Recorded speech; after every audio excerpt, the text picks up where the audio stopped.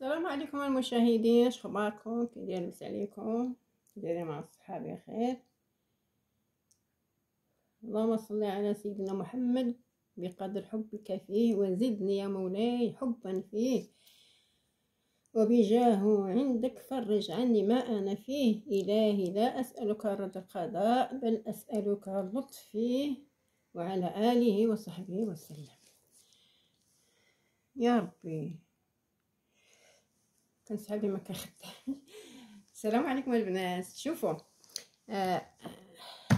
غتستافدوا ورقه وستيلو، ضروري البنات ورقه وستيلو، حيت غنعطيكم شي 4 ديال الادويه ديال الكزيمه، ديال الاكزيما البنات. هانتوما المشاهدين، انا عندي لكم هنايا الاولى، وهي تاخذ كوب ديال الحبه السوداء مطحونه، مطحونه مزيان ناعمه، ويضاف اليها جوج كوبان من الخل ديال التفاح. كناخذ واحد خرقه خليط في خيماش، نديروه في خيماش مسامي، يعني شويه ما كيخرج شيء داك الشيء ديال شويه تيخرج غير داك الماء بحال زيت ديال الحياتي بحال هذا. ناخذ داك المحلول متكون ويضع في على النار هادئه البنات، على النار هادئه حتى الغليان، وعند الغليان يضاف كوب ديال النشا. كنحيدو داك سميتو، كنحيدو داك التخا ديال درنا في الخرقه، واحد الدراد حياتي ولا هذا ما كتخرج غير الماء. فهمتوني البنات؟ واخا راه فهمتوني. كنزيدو كوب ديال النشا وكنقلبو مزيان، كنحيدو داك التخا وكنقلبو مزيان على النار حتى كيعقد بحال كديروا شي كريم. ملي تيعقد تيماسك مزيان، وكناخذوا داك الخليط كوب، نزيدو عليه كوب ديال الزيت، ونعاود ثاني نخلطوه مزيان مع التحريك حتى يتجانس جميع. تنبقاو ندهنو به ديك البلاصه ديال الكزيمه، كنغسلوها مزيان بالصابون، ماشي الصابون ديال الريحه، نديرو لها الصابون ما فيه لا ريحه لا والو، صابون الحجره او صابون. كنشفوها مزيان وكندهنوها بداك الكريم. هذا اول ملي كتساليو هاد الدواء، اولا ما عندكم شي هادشي موجود في الدار، الخل التفاح وحبه السوداء، الا ما عندكمش موجود في الدار، اولا ملي تساليوه بريتو داكشي اللي بغينا، ما براش الانسان كياخذ عاوتاني عصير البصله. عصير البصل كنزيدو عليها الزعتر الباري، وكنديرو منه كريم سوايه، كندهنو به ديك الاكزيما محلول بالخل، نمسحوها بالخل التفاح، وتكرر يوميا تتكرر ديك سميتها هذيك الحساسيه او الكزيمه ولا هذا. المهم نحيدو ناكلو غير الخضر والفاكهه، واستعمال خبز الخميره. نديرو الخميره البلديه، دابا كلشي تيعرفها، كانوا تيعرفوها غير والدينا، دابا تبارك الله ما شاء الله كلشي تيعرفها. والعسل حاجه اللي هي اللي عندي فيها الشك ما ناكلهاش، كان بحال كدير ريجيم. الخضره كثروا من الخضره كثروا منها مزيان، والفاكهه اللي عطا الله. هذا دواء اخر بوحدو. زيدوا الثالث، كناخذوا قشر رمان مطحون، كنديروا فيه على النار مع الماء.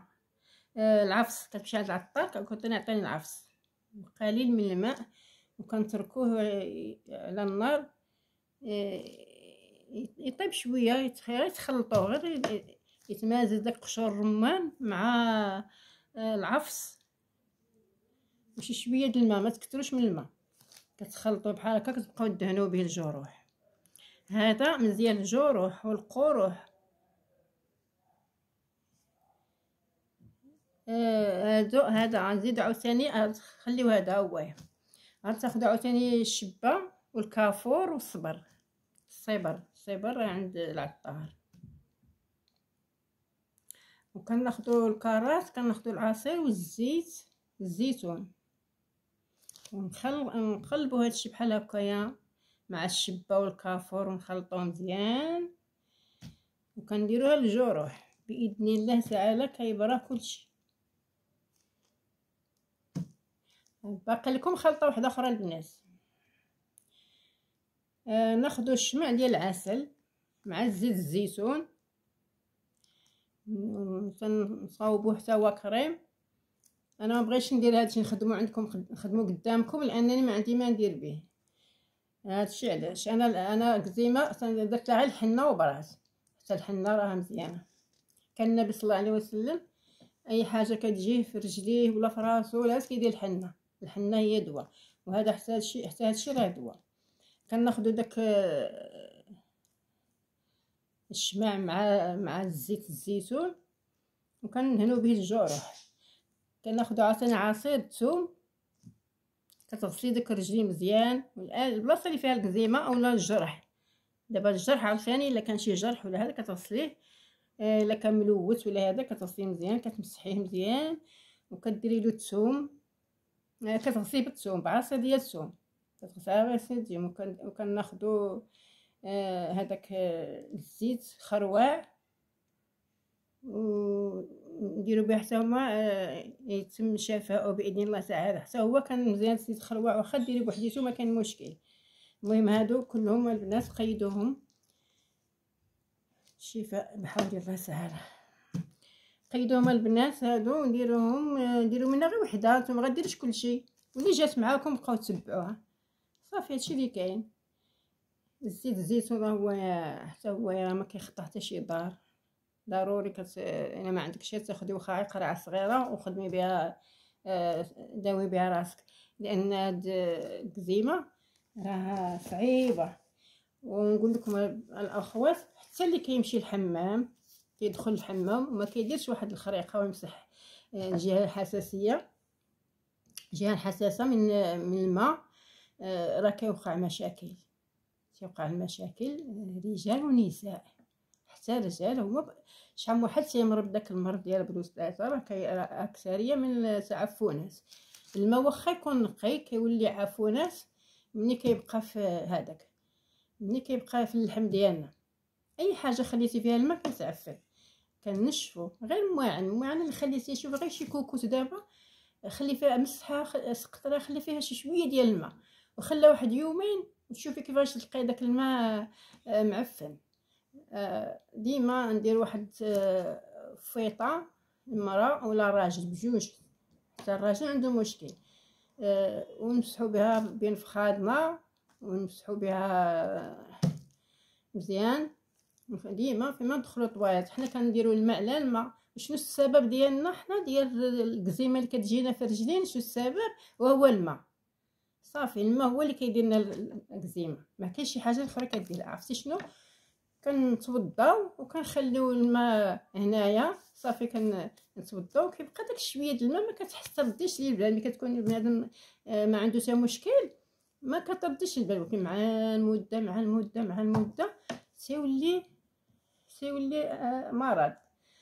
ولهذا ديما حنايا نجفوا الماء، ما نخليوش الماء بين فخادنا نهائيا.